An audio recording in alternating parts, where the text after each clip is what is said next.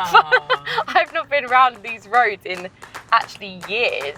I think I don't know where I'm going. Like, where did my love for TV begin? I wasn't very memorable in Love Island. I literally thought I was on holiday.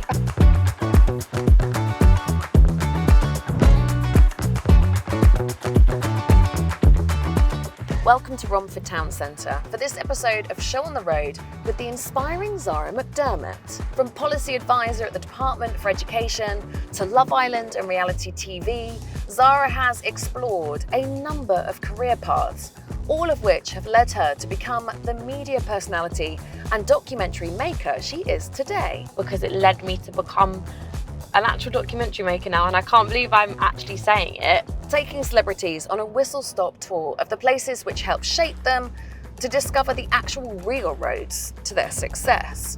So what feelings are evoked? Fear. Honestly, it really is. Brought to you by Auto Trader, the UK's largest automotive platform. This is Show on the Road, taking celebrities on a whistle-stop tour of the places which helped shape them to discover the actual real roads to their success. And I'd obviously never felt this emotion before, guilt. On today's road trip, we're travelling with Zara to her hometown of Upminster, exploring the minefields of influencer culture, her love of making TV, as well as her passion for education. I actually wanted to be a primary school teacher, like that was always my dream. I'm Alex Legouix, about to pull over in a Hyundai i10, a car that she'll be very familiar with. And there is Zara. Hi. Hi. Thank you for picking me up from here. My absolute pleasure. In the Hyundai i10. I'm obsessed with this car. It's nostalgic for me. Brings back good memories. I actually passed my test in a Hyundai i10, yeah. In my mum's car, and we shared it for a few years, yeah. Oh. So yeah, memories. Thank you for having me. I'm really excited. I'm sorry to make you come to Romford to pick me up. I've never been to Romford. I've obviously heard about it, you know, seen a little bit of Towie, all that sort of stuff, but I've never been. I love it because it's where I grew up. Like, yeah. I've got so many lovely memories of coming here with my friends. I used to have like kids parties all the time in kids space up there. Really? In the brewery, yeah. I went on a few dates at the bowling alley, you know. Oh, like, amazing. This is my get up when I was younger. You happy? Should we get going? Yeah, let's get going. Oh, we're about to go past Atik. Oh, formerly brilliant. Fiction. Okay. So, does that represent old you, or do you still like clubbing? No, I do not like clubbing at all. And I never really have. I feel like Upminster, where I grew up, is almost like a little village in a way, and like all of us would kind of do the same thing on the weekends. We would go to Romford and we would go to like Yates. There was a Yates bar. And then we would go to Atik, which was Fiction. Yeah. Every Saturday, really. Sometimes Friday and Saturday. And it was just like the done thing. Yeah. So I would go there quite a lot with my friends. And my boyfriend at the time, we would go like, yeah, probably too much. And I remember the sticky floors. I wonder what it looks like now on the inside. I'd love to see. I'd love to see it in the daylight. No, you definitely wouldn't. Where is it? Oh, this is so fun. Yeah, there it is. See, I mean, look, it's not, I've not really sold it very well, have I? Look at it. That's it. That is it. There's like a black block. It's just on a corner. I mean, yeah, it's not looking the most salubrious of all places. It's not very It's like a garage door. I quite like the graffiti that they've got up the top. Yeah, I mean, it really gives it some character, doesn't it? Would there be a long queue out? Paint the picture for me. It's 11:30. You've had a couple of drinks in the bar across the road, and it's now time. The team have decided it's time to take on Fiction. I remember every time I'd go in, the same song would be playing. It would be like the house every weekend, you know that one? every single time. But yeah, it was that's like my late teenage years. Yeah. It was a free-for-all as well, trying to get taxis and stuff home afterwards. But, you know, like I have a lot of fond memories there. I really enjoyed myself in those years. I was very carefree and just living my best life. What sort of teenager were you?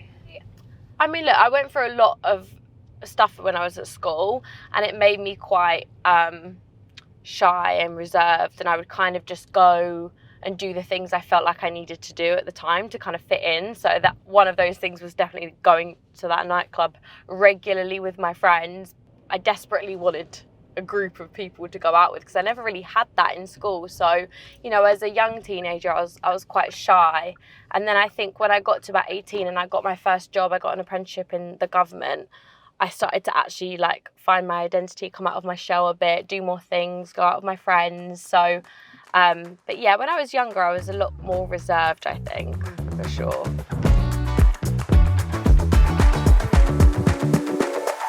Oh my gosh, my old orthodontist where I got my braces done is just around here. Oh. I've not been around these roads in actually years.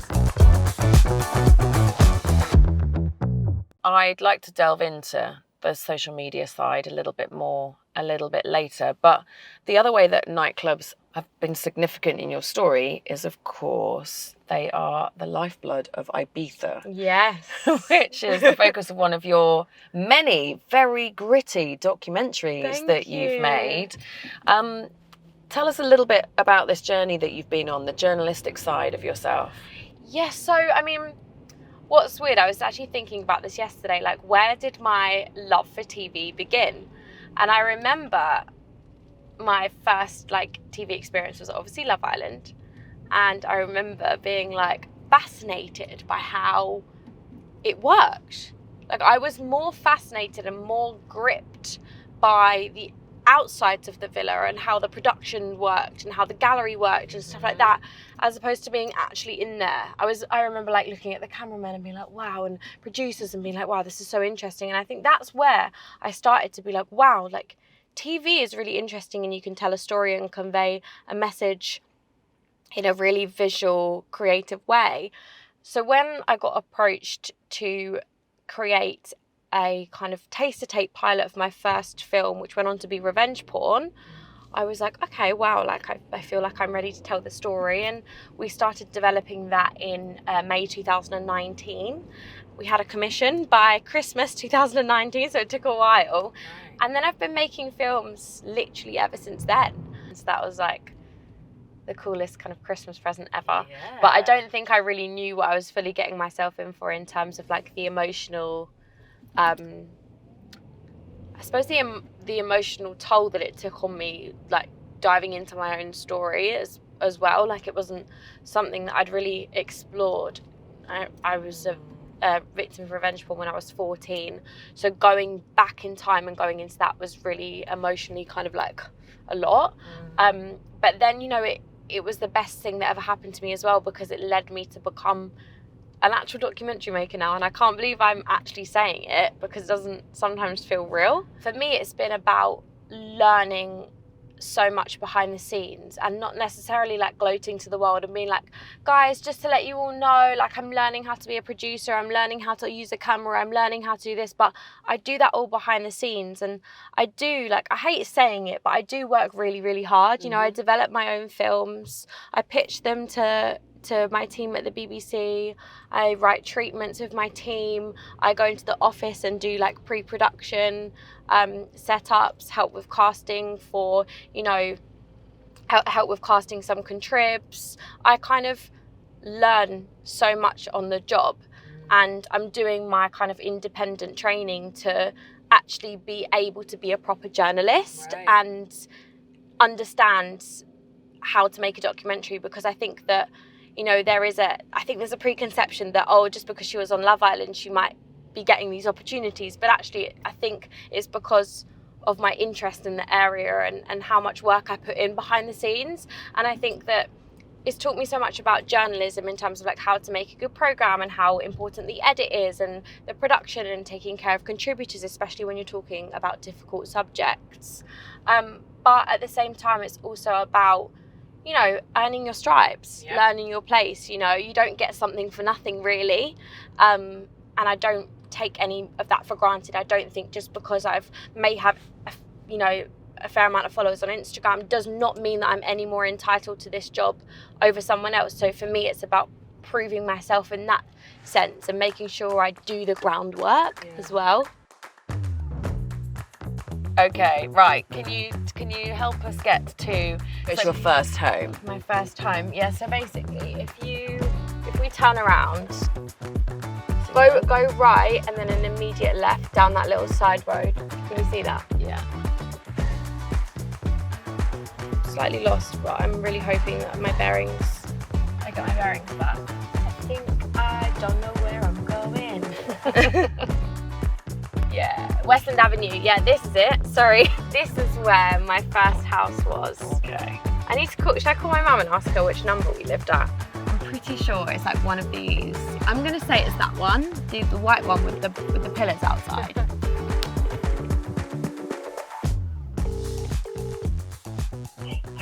Hello, just quickly, what number Westland Avenue did we live at? Right. Yeah, we bought that it was a repossession. It was very run down. We just did it up a bit and then lived there a few years and moved to Upminster after that, didn't we? Yeah. Yeah. We did. I was actually only 2 when we moved out of this one. So the memories are a little bit hazy. That, then. Yeah. A little bit hazy. Right, all good. Thanks, Mum. That's all right. Bye. Bye. Bye. I love that. Sure. So for our listeners, we're looking at a 2 up, 2 down white house with these. I love the bay windows that you got going on there. Yeah, they're cute. Nice looking house with these slightly aged over the top pillars outside the front. Who did you live here with then? Your parents and your brother? Just my mum and dad. So my brother wasn't born when we lived in this house. Mm-hmm. But yeah, this is the first house that I came home to. What have your mum and dad told you about you from that period? When I was a baby, Yeah. I was a really irritating baby. I had colic, really bad. I still can't burp, you know. I cannot burp. I have no ability to burp. So I couldn't burp. I had colic, and I was very grisly and very kind of like hard to please baby. Apparently I was Mum had a very good birth with me, like textbook birth, but then she didn't know what she was getting herself in for. I was a bit of a nightmare. And then when she had my brother, she was like, wow, this is what babies are supposed to be. How funny. Normally it's the other way round. Yeah, I know. No, my brother was a little angel compared to me. Obviously I couldn't help it. I was obviously in a lot of discomfort when I was newborn. But yeah, I was a bit of a nightmare, really. I threw them in at the deep end. Yeah. I was their test. So loads of us know you from Love Island. Yeah. I wasn't very memorable on Love Island. I barely spoke. This is when, genuinely, as I was talking to someone about this yesterday, I had no idea that there was something called an edit. I thought that everything I did would be on TV. So I would generally get up in the morning, take my mic off and do 50 lengths in the pool. Just like, yeah, because I was just like, I loved swimming. Like, I was just doing my swimming back and forth. And I didn't really speak to many people. And I didn't realise that I honestly can't tell you how stupid I feel looking back. But like, I didn't understand that like people might not like me. Like, people might think I was boring. I genuinely had no conception or understanding of how people may perceive me. I had no worries about how people would perceive me. Like, I was the most naive person walking into it. I think I'd honestly lived such a sheltered life. I was wandering around, as I said, I was doing my lengths. I made myself some breakfast, you know, got myself a hot chocolate, was doing my makeup, choosing my bikini. I literally thought I was on holiday. I thought I was on holiday. I was also very overwhelmed. I was a bit like, this is a bit weird. Like, all these people are very big characters and I'm not a very big character. I'm quite like reserved. So I didn't say a word to anyone. And they were all in the gallery going, is she all right? Is she okay? Like, does anyone... And then I remember a producer came in and was like, are you okay? I was like, yeah, I'm fine. I'm absolutely fine, thanks. And they were thinking, she's not speaking. Why is she not speaking? That's so brilliant, because in hindsight, you must look back on that and be like, that's just, like, you know, as a documentary maker, that that's not going to make great TV. Exactly. You know now, like I got scouted on Instagram and I turned it down. And then they were like, come in and do an interview. And I was thinking, there's no way they're going to want me. I'm like a boring 21-year-old. I don't really go out much. I work in the government. You know, I'm I'm boring. I'm very boring. I'm not a big personality. I'm not a confrontational person at all. In fact, if anyone confronts me with anything, I cry. There's no way I'm going to be good television. I knew it. They cast me anyway, and I got it. And I remember being like, what, how, what, why, how have I got this? This is just impossible. And I kind of went through the process because I thought, there's no way they're ever going to cast me. And then when I got the call, I remember being like, oh, I actually have to do it now.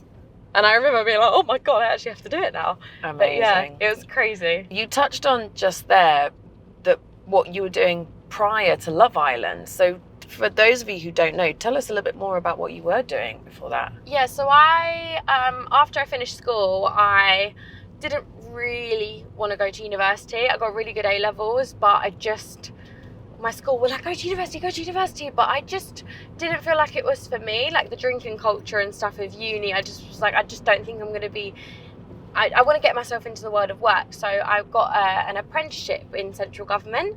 So I worked in climate change for 2 years, and I desperately wanted to go into education because I actually wanted to be a primary school teacher. Like that was always my dream. And I was like, maybe I'll give this apprenticeship a go, they did like a foundation degree along with the apprenticeship, and then I'll see whether I still want to be a teacher. If I maybe working in like the policy behind the scenes part of education will be where I really want to where I'll find my feet and kind of that part of it.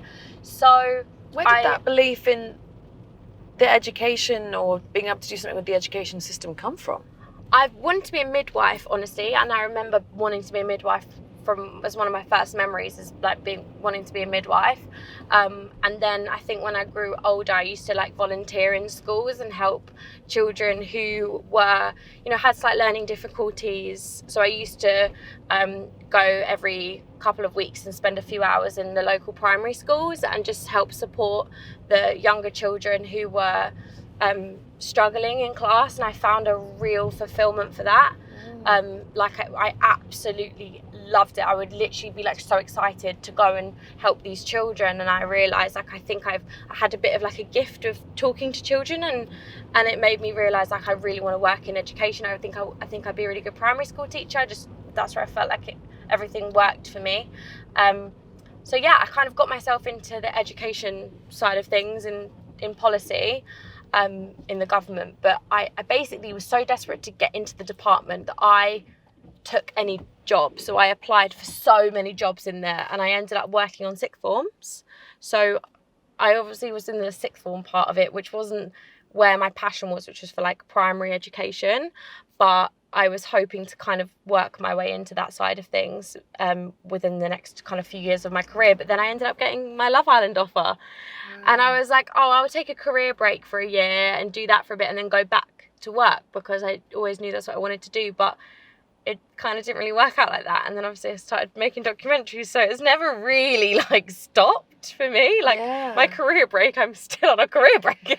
But you still do an awful lot of campaigning, don't you? So you still work with the government, right? Yeah. I mean, I still do. That's what's amazing actually, is the fact that I still get to do a lot of the stuff that I kind of dreamed of doing, like getting into schools and speaking to young people. It's not primary children, don't get me wrong, and it's not kind of like ages 4 to kind of 11, which is where I really wanted to be. But I actually think that where I'm making the impact is actually where I was meant to be all along, because I get to go, I did a schools tour with my disordered eating documentary, and I did a tour where we took along an expert in kind of eating disorders from a charity, and we would do a Q&A session with the students about disordered eating, which is really interesting. I wanted to do it with my other docs, but we were in COVID time, so I couldn't do it.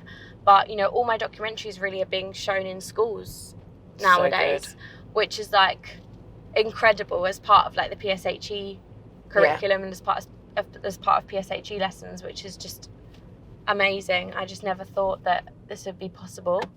So in a way I am teaching kids in schools. You are. In a very different way, but I'm kind of doing, I think, what I felt like I was meant to be doing. And that part might just come further down the line. Exactly. I genuinely would love to be a primary school teacher one day. Like I would love to. What other campaigns are you involved in? You seem to be doing so much.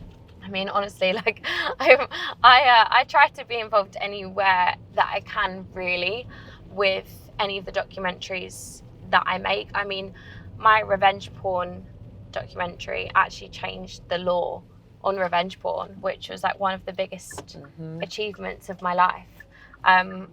It was made illegal to threaten to share images. So what would happen is someone would say, go to the police and say, oh, my ex-boyfriend or someone that I know is threatening to share these images, and they'd be like, well, sorry, we can't do anything until they've done it. Come back when they've done it. And it's like the damage is done then. Yeah. So it's now illegal to actually make that threat. So our next destination is Springfield Playgroup. Where's my nursery? Your nursery. I don't obviously expect any wildly vivid memories. Oh, I have some. Honestly, Oh, do I really you? do. Yeah, because this next door is our church. We went to church here as well. So literally, the little playgroup is it's a tiny little building. It's a tiny little hall. It's nothing, that's going to set the world alight. But it's just there. Literally, that is where I went to playgroup. Oh, so this is Upminster Baptist Church, and the school is essentially in the car park. It kind of is in the car park, yeah. And the church is like, that's a cool mosaic pattern on the outside, blues and whites, and then a brown brick building to the side of it, which is where baby Zara went and hung out. Yeah, baby Zara went and hung out, and yeah, I have lovely memories from playgroup. Do you? I remember, like what? I remember being the angel in the nativity. And yeah, I loved that. I remember my first time being mean to someone in playgroup. Oh, do you? And I remember feeling... What did you do? I pushed someone down the slide. And I remember feeling this, and I'd obviously never felt this emotion before, guilt. I remember feeling so guilty. This boy in my nursery, my mum's still good friends with his mum, Harry. He was driving me insane. He was just shouting, wanting me to play with him, and he pushed in front of me on the slide, and I pushed him down the slide. Not hard, I just went like that. And I remember being like, oh, I've done something really wrong, and I reported myself to the teacher. I was like, I just pushed Harry down the slide, and that's like one of my really vivid memories. Is the first feeling of guilt. The Amazing. First time I was and like, it's such a strong emotion as well. I know, big memories. But yeah, so I have a lot of lovely memories. Actually, funny story. So my family, our next house we moved into after we lived down Westland Avenue. The first house we moved into was down Fairfield Avenue, which is literally just down here, which we can go to if you like. Okay. And we used to have this little cat called Max, and he used to come on walks with us. So when my mum would come and pick me and my brother, actually more so, up from nursery, she would just walk down this road and the cat would come with us. Oh, that's so cute. Yeah, you're a mad, passionate cat lover, aren't you? I'm the craziest cat lady you may ever meet. And honestly, when I'm older, I will have a cat sanctuary. Yeah. For all the cats that no one wants and that need good lives. I'm going to take them all in. And it's all because of Max. Yeah, it is. Honestly, Basically. It is all because of Max. This was the first road that we moved to after Westland Avenue. So we need to turn right? Yeah, we turn right down here. Fairfield Avenue. It's nice around here. It's lovely around here. It is. I like all the white brick and the black beams. Is that like Tudor? Yeah, but it's the only cream house. Well, it was the only cream house on this road. Can you see it? Yeah. That was... I'm going to send a photo to my mum. So funny. This one here, is it? With Yes. So funny. Yeah, this is our house. We actually did all of this renovation here, so it was actually a lot smaller. Yeah, we love this house. This is where most of my childhood memories are in this house. See that those doors right there? There was those windows right there. Yeah. That in that room was where I first watched Strictly. Oh, really? Yeah. Oh, wow. I first watched Strictly in that room. And I remember my first memory of watching Strictly with my nan, who sadly passed away now. And we would dance around that living room there. And that's where I remember being like, I would love to do Strictly. Oh. So whenever I think about that moment, and I spoke about it so many times when I did Strictly, that it's in that room there. There's a lot of countryside, isn't there, actually, around here? I reckon it's all starting to get a little bit leafier. Yes, yeah, though. It's nice. It's like a little kind of like countryside in almost in London, you know?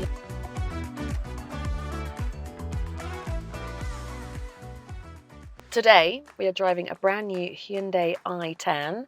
And Zara, I believe you and your mum had one just like this, didn't you? Literally just like this. We had a grey one and we also had a white one just before. Ah, okay. Well, I can tell you that grey is the third most popular colour for Hyundai i10s on Auto Trader. So your mum had a white one as well. Now, do you think that that's more or less popular than the grey? I think the grey would be more popular, to be honest. Okay, well, I can tell you that white is actually the most popular for the i10 on Auto Trader. If you could go for another one, what colour would you pick now? I think I'd go for the grey still. I feel like it's quite cute and like understated. Yes, good, nice. I think I would go for the polar opposite. I think I'd probably have it in a bright yellow or something like that, personally. There is something quite cute about little cars in a bright colour. Yes, the pop. Yeah, I love it. I agree. On Auto Trader, we have great deals on brand new cars, so you can buy or lease a brand new Hyundai i10, just like this one. Should we get on with the show? Let's do it. Let's do it. So, this is Cooper's Company and Coburn School that we're about to pass, right? A very, quite a name. It is a bit of a long name. Oh, can we drive in here? Oh, fair enough. Trying. Yeah. On the left, we can see the big playing fields and kids out there, poor guys, having to run around in the rain. And then a rather large-looking brown brick school. Yep. So what feelings are evoked when you look at the school? Fear. Really? Honestly, it really is. I think like I would go in every day just thinking what's it going to be like today. I mean, I got bullied from when I was in year 7 up until I was in year 13. I mean, I remember there were so many incidences that happened, but I remember being mocked by my entire science class. This was in year 7, so it was my form class, and they were making like really nasty gestures towards me all at the same time. Thought it was really funny, and my teacher didn't really do anything. It really it was my entire experience. There really wasn't a day where I didn't experience it. I was still being bullied by a girl in my year. She also had a lot going on at home in her home life, and it was really hard because my mum worked at the school as well, and my mum worked in the food and textiles department.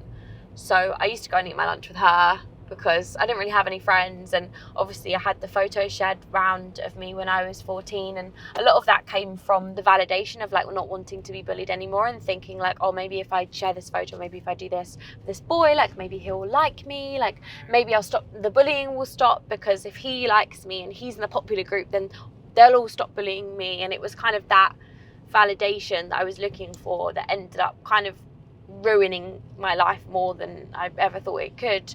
So and then I ended up getting suspended from school. So when it happened, the boy actually wasn't punished at all, and I was suspended, and they called my family into the head teacher's office, and they said that, you know, I'd committed a crime and I could go to prison, and they were going to suspend me from school.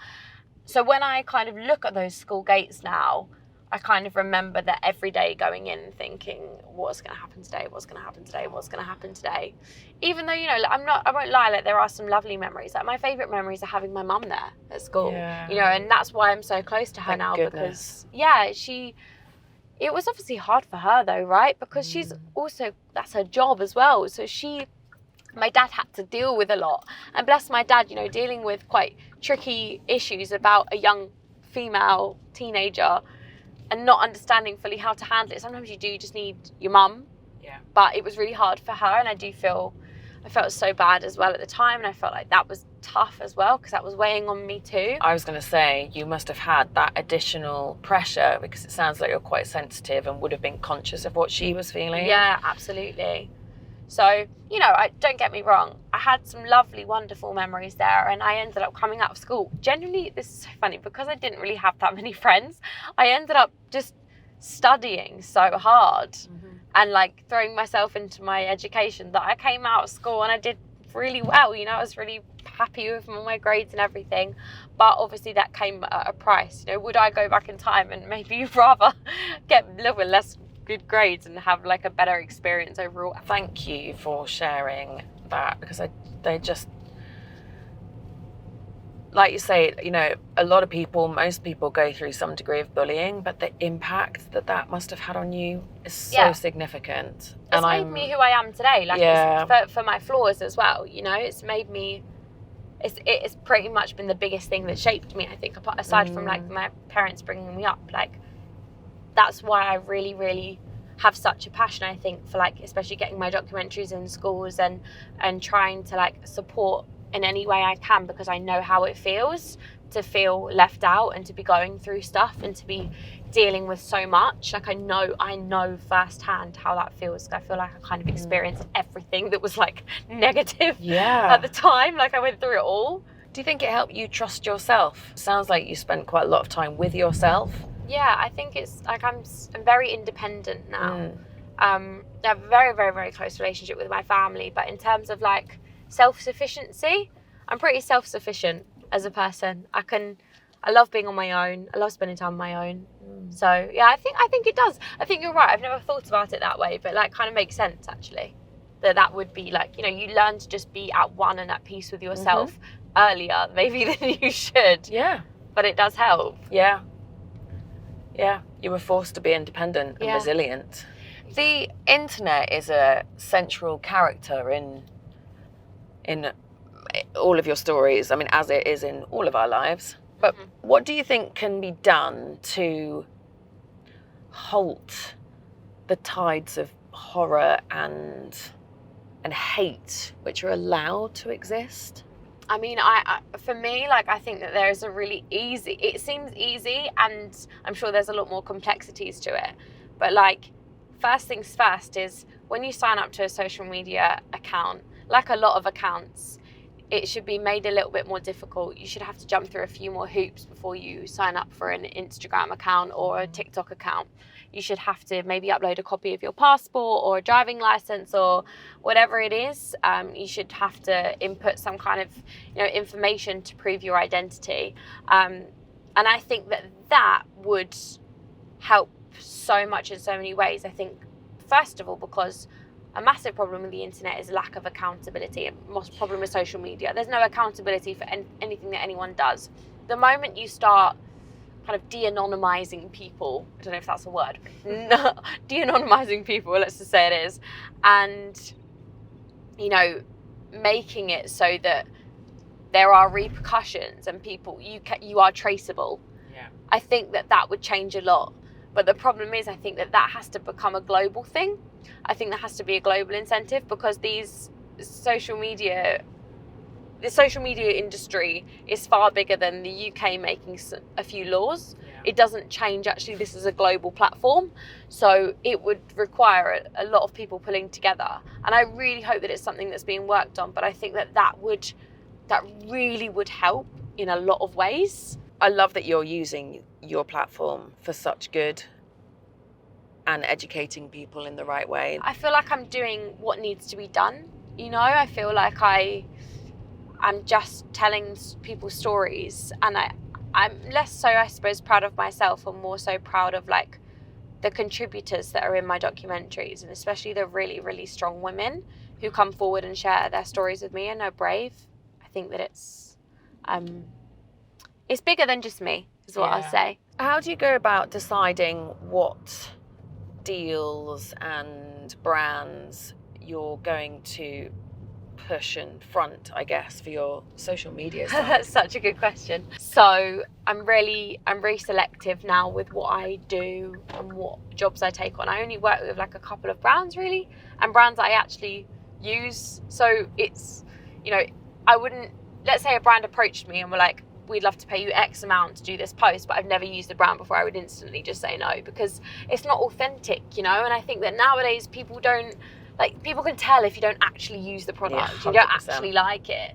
And I'm really like, I'm not like a money driven person. Like if I don't for me, family is the most important thing. Not being rich and not having loads of designer handbags and stuff. So I'm not really like a money chaser. Yeah. Like, I would rather just do work with a few brands and align myself with brands that I love, that I use, that is authentic to me.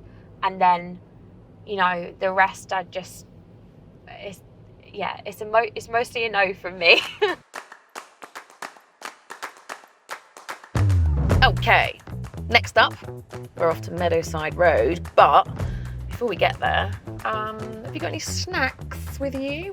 I do. I have 2 snacks with me, 2 lots of snacks. Now, why did you choose these? So you've got A crunchy. Oh, I love it. I can't remember the last time I had a crunchy. Do you know what? This is like my childhood. So my dad used to, bless his heart, he used to work a very stressful job, and he was a operations like servicing manager, and he used to race back from wherever he was working that day, usually Bracknell or somewhere else, I don't even remember where else, across the country, and to get to see us just before we went to bed.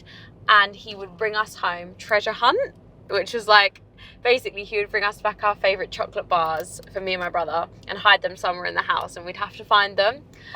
So this is like a very kind of like a throwback snack for nostalgic me. chocolate. Nostalgic chocolate. And I just felt like it, because we're taking a trip down memory lane, I felt like it was a good place to have a crunchy, because it just reminds me of like that sweet taste of treasure hunt when you're like 5 years old and you've just found your chocolate bar hidden in the bookcase. That was like one of my most special memories from my childhood. And then these Go Ahead bars, just because I used to have them in my lunch at school every day, and I used to eat them on the way back from school because I would be hungry before dinner, and I'd kind of like, they weren't cool enough for me to eat with my friends at school. Like, I always tried to get something from the caf just to be like, just get some chips from the caf. But actually, I did love my Go Ahead fibre bars, and I would wait till I got in the car on the way home to eat it. So yeah. I love the fact that you've opted for nostalgic snackage. But you know, there's a special way to eat crunchy. Yeah, all right. I was going to say that. You have to bite the top off. Yeah. Like this. Then we've got a chocolate, and then you have to bite the sides and make it into a little honeycomb thing. Ah, yes. I made a mess of that already. So you mentioned your dad there, and obviously your mum a few times. We heard from her earlier. But tell us more about your dad. It seems like you have a lovely relationship. My parents are genuinely my best friends. Like, I love them so much. Like, I try and involve them in like the weird and crazy and wonderful things that I get to do sometimes with this job. And, you know, I took my mum actually to meet the Queen last week. Wow. It was just the most amazing thing ever. So we were doing, there was a reception at Buckingham Palace for the Queen Camilla. She does her wash bag incentive, which is, there's something called a SARC, which is a sexual assault referral centre, and someone can go there if they've been assaulted, and the SARCs will provide people with a wash bag. And it was actually her idea to do this wash bag thing. Good initiative. It's a really good initiative to give someone something that they can keep after they've been to a centre, something that is a little bit of positivity. So I took my mum along to that, and it was just incredible. Like, we met some amazing women, but like, I still look at her and I'm like, I'm so inspired by you. Oh my gosh, this is my old house. This one. Stop. This one here. Wow. See those hedges? We planted those hedges when I was like, maybe, how old would I have been? Maybe 4, 5? These 3. Yeah. And they've grown so slowly. They'd have been dinky when you were... They were this big. They were like literally a couple of inches high. I remember, you know, I said I wanted to be a midwife when I was younger. I remember being in that living room just forcing my cousin to pretend to give birth to her baby doll so I could assist with the birth. My mum would be like, what are you doing? And I'm like, I'm making her give birth, okay? So I can be the midwife. Oh, poor girl. So this is where the love of midwifery began. I love it. You don't As I said, sound like you come from Essex. Yeah, only because I think from just spending so much time with Sam Yeah, true. And with his family are very well spoken. My friends talk like this though. All of them, they talk like this, yeah. All of the Essex ones. And I feel like so posh. The next place that we're going to be heading to is Upminster Station. Ooh. How often do you come back this way? I try and come back like once a week if I can. Maybe once every 10 days just to stay and see my mum and dad, have dinner with them, see my grandparents who literally live like across the road. Like they live a couple of minute walk away across the park. And like obviously all my friends are a lot of my friends are in Upminster, Hornchurch. So I try and come back like just when I have a day or an evening where I don't need to like be back in West London by 9 o'clock in the morning, you know, which I've made that mistake before and it takes longer than you think. It must be so different living in West London. Is it? Oh, do you know what? It's actually also a culture difference. Yeah. There's a really big culture difference that I didn't, because it's like only like 20 miles or something. So you don't realise like how much of a difference in the culture it is. But it is massively, like even in the fashion, the way people speak and like the terminology they use for certain things. Like when I first moved there, I was like the Essex girl. But I think, you know, you kind of adapt to it. But like, you know, around there it's all like wellness, Pilates and all of that kind of thing. It's really, and like brunch spots. And yeah. It's different. It actually is. But it's not even that far away. And which do you prefer? Oh, Upminster. Oh, I don't know, actually. I don't know. Oh, Sorry, Sam. Sorry, Sam, no. I love West London, I do. But I think, like, this is where I grew up and where my family are. So if I had to choose somewhere to be in this present moment, like, of course I would choose to be near my family and friends. But it's lovely because actually my brother moved to Fulham about 9 months ago. His girlfriend's actually from Norwich. They were living up there for a year. And then they moved down to Fulham. So literally they are 5 minutes around the corner from me. We spend so much time together. So like in that way, I feel like I'm converting people slowly and surely maybe I can get my mum and dad over to Fulham. Because I do love Fulham as well. Yeah, you are. Does Sam get on well with your brother? Yeah, really Get on well. My brother and Sam see each other all the time. Like Brad's always over at our house and he's great. Like they get on so well. I'm very, very lucky that they all get on. I mean, look, we're all so lucky. Like we all get on. I get on so well with Sam's sister. She's basically my sister, and Sam's so Louisa's partner Ryan is like literally like my brother as well. And like their little baby Leo, who's our nephew, is just like, we have such a special bond as well. And then Sam gets on so well with my brother and my brother's girlfriend. So we have like a little community of us who are just nice. Like besties. It's great. So Upminster High Street, what significance is that for you?